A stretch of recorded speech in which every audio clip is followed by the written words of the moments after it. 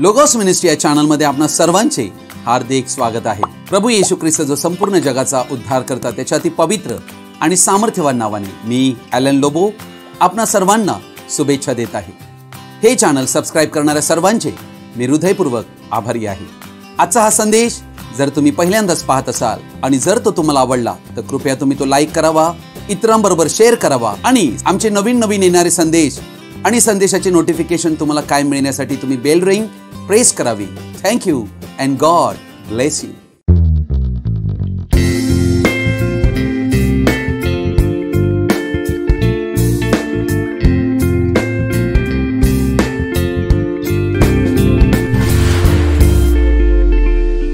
आज आपण एका महत्त्वाच्या विषयाकडे आपलं लक्ष लावणार आहोत। त्या विषयाला मी शीर्षक देऊ इच्छितो, शुभवर्तमान म्हणजे काय? शुभवर्तमानाचा अर्थ काय आहे? ही गोष्ट आम्हाला समजणे अतिशय गरजेची आहे की देवाने मनुष्य जातीसाठी पाठविलेला जो संदेश आहे त्यालाच शुभ वर्तमान म्हणतात। इंग्लिश मध्ये त्याला गॉस्पल म्हणतात। गॉस्पल म्हणजे गुड न्यूज, सुवार्ता, शुभ वर्तमान। आपणा सर्वांना माझी विनंती आहे की आजचा हा संदेश आपण सर्वजणांनी आवर्जून शेवटपर्यंत पाहावा। Thank you and God bless you. करंथीकरास पहिले पत्र याचा 15 अध्याय आणि याचं वचन 1 ते 5 मी आपणापुढे वाचत आहे। बंधुजनो, जी सुवार्ता मी तुम्हाला सांगितली, जिचा तुम्ही स्वीकार केला, जिच्यात तुम्ही स्थिर ही राहत आहात, जिच्याद्वारे तुमचे तारण होत आहे, तीच सुवार्ता मी तुम्हास कळवितो। ज्या वचनाने मी तुम्हास ही सुवार्ता सांगितली त्या वचनानुसार ती तुम्ही दृढ धरली असेल, नसल्यास तुमचा विश्वास व्यर्थ आहे। कारण मला जे सांगण्यात आले ते मी तुम्हाला सांगून टाकले। त्यापैकी मुख्य हे की शास्त्राप्रमाणे ख्रिस्त तुमच्या आमच्या पापाबद्दल मरण पावला, तो पुरला गेला, शास्त्राप्रमाणे तिसऱ्या दिवशी त्याला पुन्हा उठविण्यात आले, तो केफाला मग 12 जणांना दिसला। प्रभू हे वाचलेले वचन आशीर्वादित करो। या वचनाद्वारे आम्हा प्रत्येकांना त्याची कृपा आणि अनुग्रह प्राप्त हो, आमेन। या जगामध्ये खूप लोक आहेत ज्यांनी येशू ख्रिस्ताबद्दल आजपर्यंत ऐकलेलंही नाही। अनेक लोक असे आहेत ज्यांनी येशू ख्रिस्ताविषयी ऐकलेलं आहे परंतु त्यांनी गैरसमजही त्याच्याविषयी केलेला आहे। अर्थात येशू नक्की कोण आहे आणि त्याने काय आम्हासाठी केले ही गोष्ट आम्हाला समजणे अतिशय गरजेची आहे। आम्हाला ही गोष्ट आढळते की बायबलची सुरुवात उत्पत्ती या पहिल्या पुस्तकांतून होते, जेथे देवाने संपूर्ण सृष्टी बनविली। देवाच्या प्रतिरूपात मनुष्यांना त्यांनी निर्माण केले, नर आणि नारी अशी ती त्याने उत्पन्न केली। देवाने मनुष्याला ज्या वेळेला निर्माण केले तेव्हा म्हटले फार चांगले आहे, कारण देवाने मनुष्याला आपल्या प्रतिरूपात घडविले होते। परंतु तोच मनुष्य त्याने देवाच्या आज्ञा तोडल्या। नर आणि नारी, स्त्री आणि पुरुष दोघेही पतित झाले।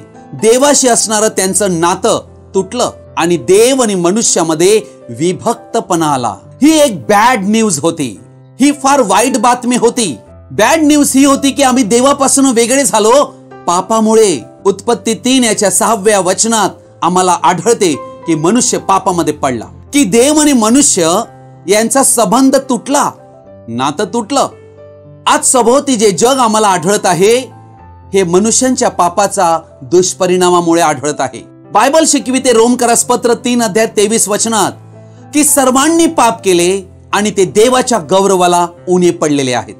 अखिल मानवजात पापामध्ये सापडली, देवाच्या गौरवाला आम्ही उणे पडलेलो आहोत। मनुष्याचा प्रत्येक भाग, मन, विचार, इच्छा, भावना, देह, आत्मा आणि मनुष्याचा प्राण, जीव, सोल सर्व काही विकृत झाले। पापाने भ्रष्ट केले मनुष्याला। मनुष्याच्या या पापी स्वभावामुळे मनुष्य देवाचा शोध कधीही करू शकत नाही। अर्थात मनुष्यामध्ये मूळतः देवाविषयी इच्छाच नाही आहे। म्हणूनच या जगात धर्म ही केवळ एक फॉर्मॅलिटी आम्ही पाहत आहोत। देवाविषयी प्रेम मनुष्यामध्ये नाही, कारण मनुष्याच्या मनातले विचार कायम देवाच्या इच्छेच्या विरुद्ध असतात। असे असल्या कारणाने नरकाशिवाय आम्हा मनुष्याकडे काहीच आशा नव्हती। अर्थात मनुष्याने कितीही आपल्या स्वतःच्या जीवनाची प्रगती करण्याचा, विकास करण्याचा प्रयत्न केला किंवा कितीही भौतिक साधन संपत्ती जमा केली तरी देवाशी त्याचा तुटलेला संबंध व पापाची वास्तविकता यांतून मनुष्य सुटत नाही। कारण पापामुळे देवाशी जो विभक्तपणा आलेला आहे तो मनुष्य प्रत्यक्ष अनुभवत आहे। अति पवित्र ज्याला पापाचा तिटकारा आहे अशा देवाशी पापी मनुष्याचा समेट कसा काय होऊ शकेल? अर्थात आम्ही पापी मनुष्य, पापाचा प्रश्न आम्ही सोडवूच शकत नाही. ही गोष्ट आमच्यासाठी अशक्य आहे. आम्ही स्वतःच्या बुद्धी हुशारीने, ज्ञानाने आणि पुण्य कर्माद्वारे देवाशी समेट करू शकत नाही. जो अति पवित्र देव, ज्याला आमच्या पापांचा तिटकारा आणि किळस वाटते, तो आमच्याशी समेट कसा करू शकेल? हा मोठा प्रश्न आमच्या पुढे येतो. परंतु तो न्यायी, सत्य, प्रेमी, अविनाशी देव, ज्याने आम्हाला निर्माण केले, तोच हा प्रश्न सोडवू शकतो. पापाचा प्रश्न देवाने सोडवला. अति पवित्र देव, जो नीती संपन्न देव, त्याने आपल्या नीतिमत्वाने आम्हाला आमच्या पापामुळे दोषी ठरविले हे खरे, परंतु त्याने त्याच्या प्रेमाने आम्हाला तारण्यासाठी मार्ग काढला. तो विश्व निर्माण करता देव, जो अदृश्य आत्मा, तो आमच्यासाठी मानव बनला. म्हणून त्या अति पवित्र न्यायी देवाने ठरविले की या सर्व मानव जातीचं पाप आणि त्या पापाचा दंड मी स्वतःवर घेईन. आणि त्याने आपल्या स्वतःला रिक्त केले, आपल्या स्वतःला त्याने खाली केले आणि त्याने मानव रूप धारण करून प्रभू येशू ख्रिस्त या नावात तो प्रकट झाला, यासाठी की आमची पापे त्याने स्वतःवर घ्यावी, आमच्या पापाचा दंड त्याने भोगावा, आम्हाला नरकाग्नीच्या शिक्षेतून मुक्त करावे. आमच्या बदल्यात देव मानव बनून त्याने आमच्या पापाचा दंड, पापाची शिक्षा स्वतः सहन केली. शुभवर्तमान दाखविते की देवाने माझ्या पापांची क्षमा मिळावी म्हणून त्याने आपल्या स्वतःला पाप असे केले. करंथीकरास दुसरे पत्र याचा 5 अध्याय आणि याचा 19 वचन म्हणते, म्हणजे जगांतील लोकांची पातके त्यांच्याकडे न मोजता. आमच्याकडे देवाने पाप मोजले नाही. बघा, देव ख्रिस्तामध्ये स्वतः बरोबर जगाचा समेट करीत होता आणि त्याने आपल्याकडे समेटाचे वचन सोपवून दिले. प्रियजन हो, देवाने तुमच्या आमच्याकडे पाप मोजले नाही, ते ख्रिस्ताकडे मोजले. आणि ही गोष्ट शुभ वर्तमान आम्हाला कळविते की देव तुम्हाला आता पापी पाहत नाही, परंतु तुम्ही त्यासाठी ख्रिस्ताला स्वीकारणे अतिशय आवश्यक आहे. ख्रिस्ताने जी कार्य आमच्यासाठी केली त्या प्रत्येक गोष्टींचा स्वीकार करणे गरजेचे आहे. देवच आमच्यासाठी जे करतो ते अतिशय महान आहे. रोमकरास पत्र याचा 4 अध्याय याचं वचन 25 म्हणते, तो प्रभू येशू तुमच्या आमच्या अपराधामुळे मरावयास धरून देण्यात आला व आपण नीतिमान ठरावे म्हणून तो उठला आहे.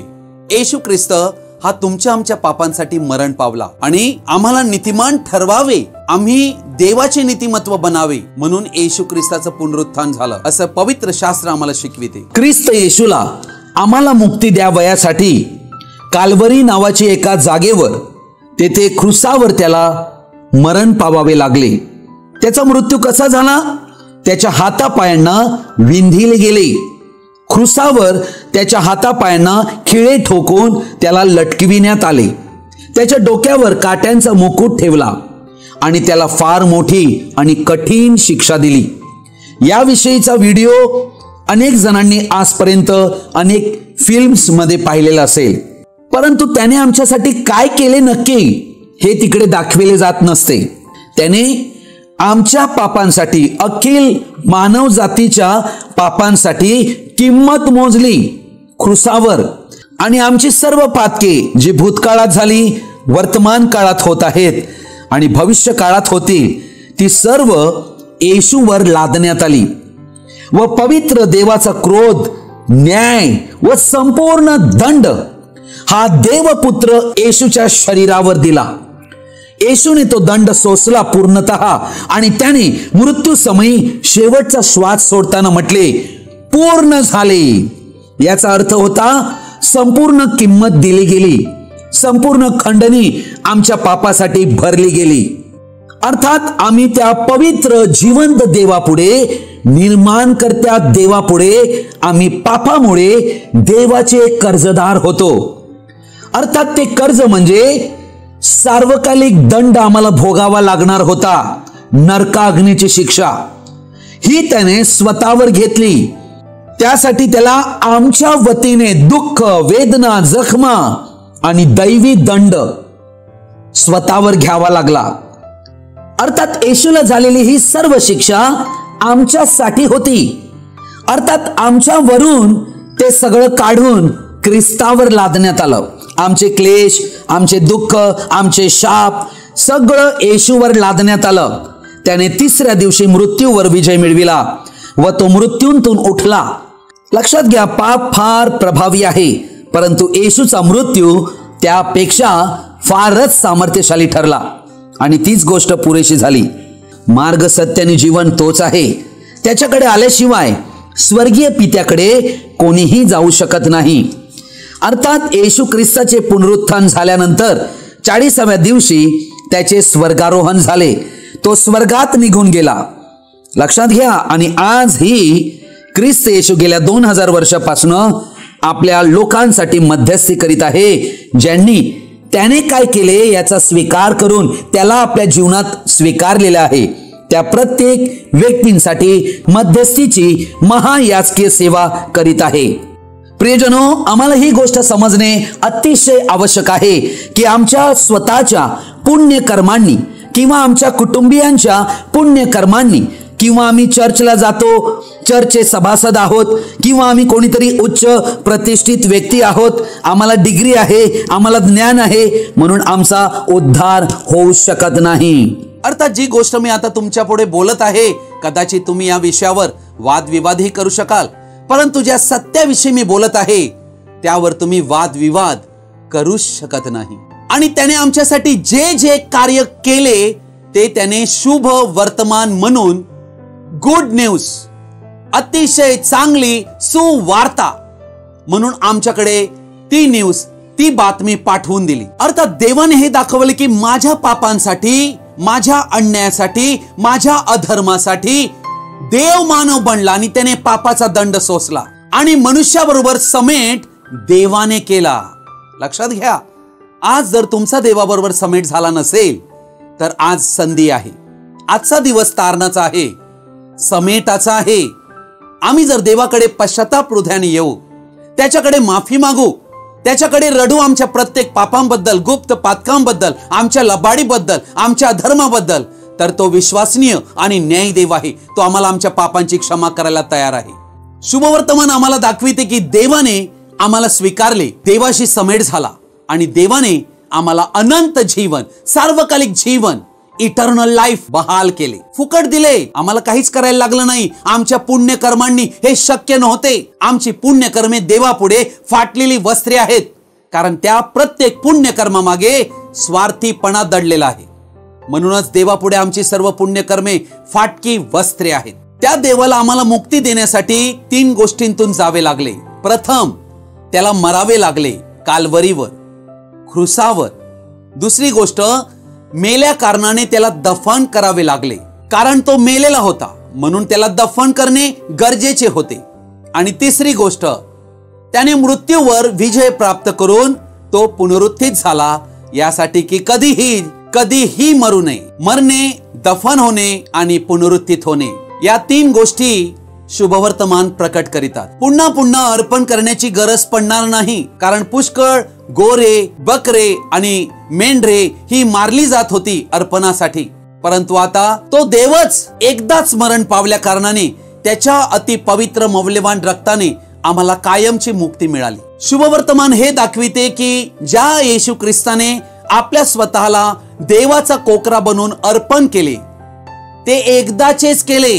एकाच अर्पणाद्वारे आम्हा सर्वांना पापांची क्षमा, पापमोचन आणि अनंत जीवन यासाठी त्याने आम्हाला पाचारण केले. पापाबद्दल एकच अर्पण केले, पुन्हा पुन्हा अर्पण करण्याची गरज पडणार नाही. शुभवर्तमान म्हणजे काय? शुभवर्तमान हा दैवी संदेश आहे, जो देवाने अखिल मानव जातींतील प्रत्येकांसाठी पाठविलेला आहे. देवाने सुस्पष्ट रीतीने आपलं प्रेम आणि संदेश मनुष्य जातीसाठी प्रकट केलेला आहे. या संदेशामध्ये देवाचं सामर्थ्य भरलेलं आहे, कारण ही बातमी स्वयं देवाकडून पाठविलेली आहे. यामध्ये सत्याचा खजाना देवाने ठेवलेला आहे. म्हणून हा संदेश तारणाचा संदेश आहे.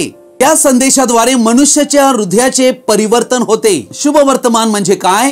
देव मनुष्य बनला आणि त्याने आम्हा मनुष्यांसाठी काय काय केले त्या प्रत्येक गोष्टीचे वर्णन सुस्पष्ट रीतीने शुभवर्तमानामध्ये दडलेले आहे. आम्ही पापी असल्या कारणाने आमची काही लायकी नाही, पात्रता नाही, तरी देवाने आम्हाला स्वीकारले. कलंकित असताना, बरवटलेले असताना तरी देवाने तुमच्याने आमच्यावर प्रेम केले. देवाने आमच्यावर आपलं दैवी प्रेम प्रगट केले, जे सर्वोच्च अति उच्च प्रेम, जे कोणीही पृथ्वीवरील मनुष्यांवर करू शकत नाही. देवाने आमचा स्वीकार केला, आम्हावर कृपा केली आणि आम्हाला तारण्यासाठी हा संदेश त्याने पाठविला.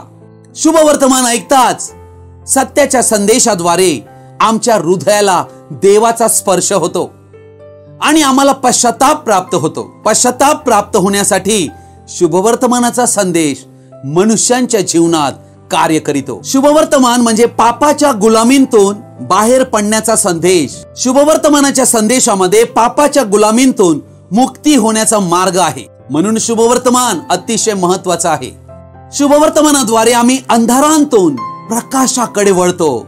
ही शक्ती शुभवर्तमानामध्ये आहे की त्याने आम्हाला अंधारांतून खऱ्या प्रकाशाकडे आणावी. अर्थात हा मुक्तीचा संदेश आहे. देवाने आम्हाला मुक्ती देण्यासाठी किती मोठी किंमत स्वतःहून दिली आणि आमच्या पापाचा भार त्याने वाहिला, याविषयी संपूर्ण वर्णन या शुभवर्तमानामध्ये आढळते. शुभवर्तमान म्हणजे काय? देवाने सैतानाचा पराभव केला, ज्याचे गुलाम मनुष्य बनले होते. त्या सैतानाचे, पापाचे, मरणाच्या गुलामीतून ख्रिस्ताने आम्हाला कसे सोडविले, याविषयीचं संपूर्ण वर्णन या शुभवर्तमानामध्ये दडलेलं आहे. आदम देवाचा पुत्र होता आणि बीज रूपाने आम्ही आदामानंतर येणारी सर्व संतान हे देवाचे पुत्र असायला हवे होते. परंतु आदामाने देवाचं पुत्रत्व हरवल्यामुळे आम्हीही त्याचे संतान म्हणून, देवपुत्र म्हणून आमचे पुत्रत्व हरवून बसलो. परंतु शुभवर्तमानात आम्हाला ही गोष्ट कळविण्यात आली की देवाने आम्हाला देवाचे पुत्र बनण्याचा अधिकार दिला. आम्हाला देवाच्या अविनाशी बीजाद्वारे जन्म प्राप्त होतो. पवित्र आत्म्याद्वारे जन्मलेले देवाचे पुत्र आणि कन्या बनतो. शुभवर्तमान आमच्या मनाचे नवीकरण करते. आमच्या ठाई नवा मानव निर्माण करून आम्हाला देवाची नवीन सृष्टी बनविते. ही सर्व शक्ती शुभवर्तमानामध्ये दडलेली आहे. शुभवर्तमान आम्हाला आमचे स्थान दाखविते. म्हणूनच शुभवर्तमान अतिशय महत्वाचे आहे. शुभवर्तमानाद्वारे आम्हाला हे कळले की आमचे पुत्रत्व तर आम्हाला परत मिळाले, पण पुत्रत्व म्हणून आम्हाला जो देवाकडून अधिकार किंवा हक्क देण्यात आलेला आहे, तो देखील पुनर्स्थापित करण्यात आलेला आहे. शुभवर्तमान आम्हाला दाखविते की आम्ही केवळ पुत्र नाही, तर वारिसदार आहोत. आम्ही देवाचे दत्तक पुत्र आहोत आणि त्याने आम्हाला दत्तकपणाचा आत्मा दिलेला आहे. अर्थात शुभवर्तमान आमचे डोळे उघडण्याचं काम करते की नक्की मी कोण आहे, मी कुठून आलो आणि मी कुठे जात आहे. हे सगळं कार्य शुभवर्तमानामध्ये दडलेलं आहे. सर्व पोझिशन आम्हाला या शुभवर्तमानातून कळते. म्हणून शुभवर्तमानाचं रोज आम्ही वाचन केलं पाहिजे. शुभवर्तमानाचं वाचन हे आम्हाला दाखविते की आम्ही ख्रिस्तामध्ये कुठे आहोत. आम्हाला आमचे दोष दाखविते, उणिवा दाखविते, आम्हाला बोध करते, सुधारणूक देते. कारण शुभवर्तमान आमचा आध्यात्मिक आरसा आहे. जरी आमचा या देहात मृत्यू झाला तरी मरणानंतर पुनरुत्थानाचे महान अभिवचन, आश्वासन याची खात्री आम्हाला देण्यात आलेली आहे. या सर्व गोष्टी शुभवर्तमान आम्हाला कळविते. शुभवर्तमान सत्याचा महान खजाना आहे. म्हणूनच शुभवर्तमानाची आम्ही आवड धरावी, शुभवर्तमानावर प्रेम करावे. शुभवर्तमान म्हणजेच सुवार्ता, गॉस्पल. संत पौलाला देवाने हा अनुभव दिला की सुवार्तेमध्ये किती अद्भुत शक्ती आहे, सामर्थ्य आहे. सुवार्ता मनुष्याचं जीवन बदलून टाकते, विचार बदलते, मनुष्याला देवाकडे पश्चाताप करून घेऊन येते. बघा संत पौल या सुवार्तेविषयी, शुभवर्तमानाविषयी काय साक्ष देतो. रोमकरसपत्र 1 अध्याय 16 आणि 17 वचन. कारण मला सुवार्तेची लाज वाटत नाही आणि आम्हाला हे वाटता कामा नाही. कारण विश्वास ठेवणाऱ्या प्रत्येकाला प्रथम यहुद्याला मग हेल्लण्याला तारणासाठी ती देवाचे सामर्थ्य आहे. अर्थात विश्वास ठेवणाऱ्या आम्हा प्रत्येकासाठी ही सुवार्ता तारण्यासाठी देवाचे सामर्थ्य आहे. अर्थात या सुवार्तेद्वारे आमचे तारण होते. जेव्हा आम्ही ऐकतो हे शुभवर्तमान, ही सुवार्ता, त्यावेळेला आमच्या ठाई विश्वास निर्माण होतो. तो विश्वास आम्हाला तारणाकडे घेऊन जातो, पाप क्षमेकडे घेऊन जातो. कारण तिच्या देवाचे नीतिमत्व विश्वासासाठी प्रकट झालेले आहे. नीतिमान विश्वासाने जगेल या शास्त्रलेखाप्रमाणे हे आहे. मार्क शुभवर्तमानाच्या 16व्या अध्यायात येशू ख्रिस्ताने पुनरुत्थान झाल्यानंतर स्वर्गारोहण होण्यापूर्वी सर्वात शेवटची आज्ञा दिली आणि त्यामध्ये त्याने काय म्हटले? मार्क शुभवर्तमान 16 अध्यायातल्या 15 वचनात त्याने म्हटले, मग त्याने त्यांना सांगितले की सर्व जगात जाऊन संपूर्ण सृष्टीला सुवार्तेची घोषणा करा. अर्थात येशू ख्रिस्ताची ही आज्ञा आहे की संपूर्ण मानव जातीला, पृथ्वीवरील सर्व राष्ट्रांतील मनुष्यांना सुवार्तेची घोषणा करावी, अर्थात शुभवर्तमान सांगावे. मत्ती शुभवर्तमान याचा 28 अध्याय 19 वचनात देखील येशूने म्हटले, तेव्हा तुम्ही जाऊन सर्व राष्ट्रांतील लोकांस शिष्य करा, त्यांस पित्याच्या, पुत्राच्या व पवित्र आत्म्याच्या नावाने बाप्तिस्मा द्या. अर्थात येशू ख्रिस्ताने सुवार्ता सांगून शिष्य बनविण्यास आम्हाला आज्ञा दिलेली आहे आणि म्हणूनच ही सुवार्ता, हे शुभवर्तमान आम्हाला संपूर्ण जगाला, सर्वांना सांगणे ही आमची जबाबदारी आहे, हे आमचे पाचारण आहे. मार्क शुभवर्तमानाचा 16वा अध्याय 16व वचन म्हणते, जो विश्वास धरतो व बाप्तिस्मा घेतो त्याचे तारण होईल. अर्थात देवाने तारणाचा येथे फॉर्म्युला दिलेला आहे. विश्वास धरावा येशू ख्रिस्तावर आणि येशू ख्रिस्ताच्या नावाने बाप्तिस्मा घ्यावा, तर त्या व्यक्तीचे तारण होईल. जो विश्वास धरीत नाही तो शिक्षेस पात्र ठरेल. आज या संपूर्ण जगामध्ये पुष्कळ लोक आहेत जे येशू ख्रिस्तावर विश्वास करीत नाहीत. जे विश्वास करीत नाहीत ते शिक्षेस पात्र ठरणार आहेत. कोरिन्थीकरास पहिले पत्र याचा 1 अध्याय याचं वचन 17 संत पौल म्हणतो, कारण ख्रिस्ताने मला बाप्तिस्मा कराव्यास नव्हे तर सुवार्ता सांगावयास पाठविले. अर्थात सुवार्ता ही आम्ही सांगितली पाहिजे, ही या ठिकाणी संत पौल सांगत आहे. पण ख्रिस्ताचा वधस्तंभ व्यर्थ होऊ नये म्हणून ती वाक्चातुर्याने सांगण्यास पाठविलेले नाही. सुवार्तेमध्ये सत्याचा उलगडा आहे आणि सुवार्ता ज्या वेळेला सांगितली जाते, शुभवर्तमान जेव्हा कळविले जाते, तेव्हा सत्य मनुष्यांना समजते आणि सत्यच मनुष्यांना बंधमुक्त करीते. कोरिन्थीकरास पहिले पत्र याचा 9वा अध्याय याचं वचन 21 ते 23 मी वाचत आहे.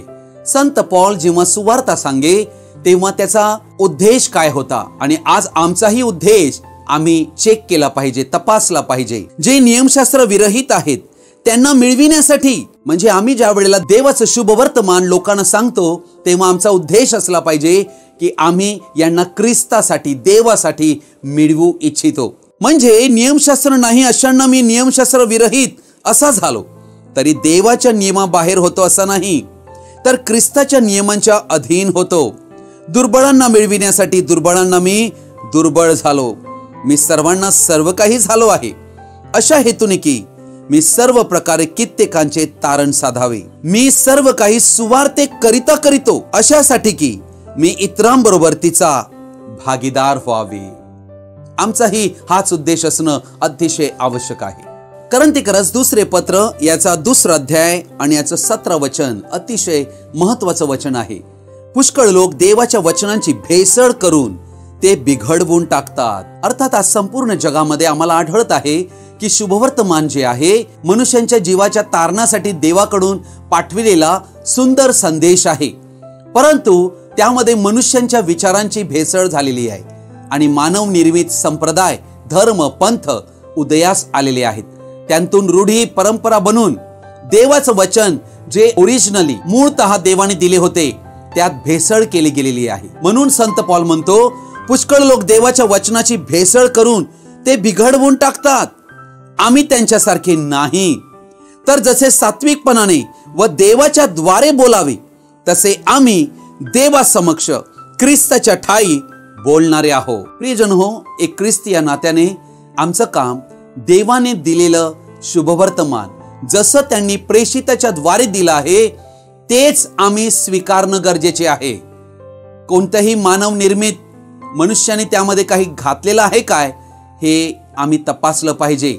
म्हणूनच 1 योहान 4 अध्यायातल्या 1ल्या वचनात म्हटलेलं आहे, प्रत्येक आत्म्याचा विश्वास धरू नका, तर ते आत्मे देवापासून आहेत की नाही हे आम्हाला पारखणं गरजेचे आहे. पारख तेव्हाच आम्हाला होऊ शकेल जेव्हा सत्याचा आत्मा ज्याने हे बायबल लिहिलं तो आमच्या मध्ये जर असेल तर आम्ही खरं काय खोटं काय ओळखून खऱ्यावर प्रेम करू आणि लबाडीचा आम्ही द्वेष करू. भेसळयुक्त शुभवर्तमानापासून आम्ही सावध राहणे ही आमची व्यक्तिगत जबाबदारी आहे. कोरिन्थीकरास पहिले पत्र याचा 15 अध्याय आणि याचं वचन 1 ते 5 मी आपणापुढे वाचत आहे.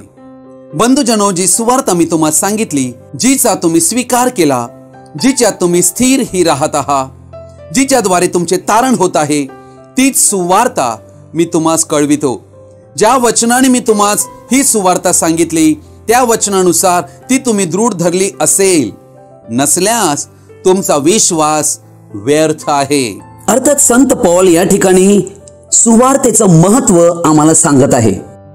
संत पौल म्हणतो, जी सुवार्ता मी तुम्हास सांगितली, जिचा तुम्ही स्वीकार केला, नंतर जिच्यामध्ये तुम्ही स्थिर ही राहत आहात, जिच्याद्वारे तुमचे तारण होत आहे. 3 गोष्टी आहेत: सुवार्तेचा स्वीकार करणे, सुवार्तेमध्ये स्थिर राहणे. जर आम्ही स्थिर राहू तर त्याद्वारे आमचे तारण होईल. नंतर संत पौल अजून एक गोष्ट म्हणत आहे, ज्या वचनाने मी तुम्हास ही सुवार्ता सांगितली त्या वचनानुसार ती तुम्ही दृढ धरली असेल, नसल्यास तुमचा विश्वास व्यर्थ आहे. ही गोष्ट आम्हातील प्रत्येकानं समजणे अतिशय गरजेची आहे. आम्हाला देवाने दिलेल्या या वचनाची सुवार्ता दृढ धरून राहणे आहे. हे आजच्या संदेशाचं मर्म आहे. जर आम्ही या गोष्टी ज्या देवाने आमच्यासाठी केल्या त्याचा स्वीकार करणार नाही, त्यावर विश्वास करणार नाही, तर तो व्यक्ती दंडित ठरेल. कारण देवाने मनुष्यांना पापांतून मुक्ती मिळण्यासाठी मोक्ष मार्ग पूर्णपणे स्पष्ट करून दिलेला आहे शुभ वर्तमानाद्वारे. म्हणून कोणालाही सबब नाही. देवाने मनुष्यांवर प्रेम केले, संपूर्ण मानव जातीवर, आणि त्यासाठी सर्वात सुंदर अभिवचन देवाने दिले. योहान कृष्ण वर्तमान 3 अध्याय 16व वचन म्हणते, देवाने जगावर एवढी प्रीती केली, कोणत्या जाती धर्मावर राष्ट्रांवर नाही, संपूर्ण जगांतील मनुष्यांवर त्याने आपला एकुलता एक पुत्र दिला, येशू ख्रिस्त, यासाठी की जो कोणी त्याच्यावर विश्वास ठेवतो त्याचा नाश होऊ नये, तर त्याला सार्वकालिक जीवन प्राप्त व्हावे. आम्हा सर्व मनुष्यांकडे तात्पुरते जीवन आहे आणि देवाची अशी इच्छा आहे की आम्हाला अनंत जीवन मिळावे. लक्षात घ्या, हे देवाचं जीवन आहे. देवाने आपल्या पुत्राला जगात न्याय निवडा करण्यासाठी नव्हे, तर त्याच्याद्वारे जगाचे तारण व्हावे म्हणून पाठविले.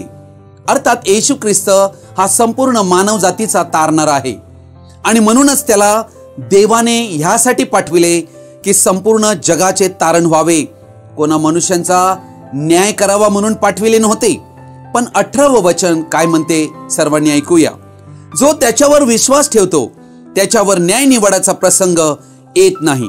जो विश्वास ठेवीत नाही त्याचा न्याय निवाडा होऊन चुकला आहे, कारण त्याने देवाच्या एकुलत्या एक पुत्राच्या नावावर विश्वास ठेवला नाही. 2 गोष्टी इथे आम्हाला आढळतात. पहिली गोष्ट, जो त्याच्यावर विश्वास ठेवतो त्याच्यावर न्याय निवाडा, देवाचा न्याय येत नाही. कारण जो न्याय मनुष्यावर, पापी मनुष्यावर येणार होता तो येशूने स्वतः घेतला. त्यामुळे जो येशूला स्वीकारतो, त्याच्यावर विश्वास करीतो, तो त्या न्यायांतून वाचतो. परंतु या वचनाचा दुसरा भाग म्हणतो, जो विश्वास ठेवीत नाही त्याचा न्याय निवडा होऊन चुकला आहे. हेच आम्हा पाप्यांसाठी देवाकडून महान अभिवचन आहे. प्रभू येशू ख्रिस्ताची कृपा, प्रेम, दया, आनंद आणि शांती आपणा सर्वांबरोबर तो येईपर्यंत कायम राहो. आमेन. आजचा संदेश आपण सर्वजणांनी ध्यानपूर्वक आणि शेवटपर्यंत पाहिल्याबद्दल आपणा सर्वांचा मी हृदयपूर्वक आभारी आहे. हा संदेश ऐकल्यानंतर नक्की तुम्हाला काय कळले तुम्ही कृपया कमेंट बॉक्समध्ये कळवू शकता किंवा माझ्याशी व्यक्तिगत संपर्क साधू शकता. Thank you and God bless you.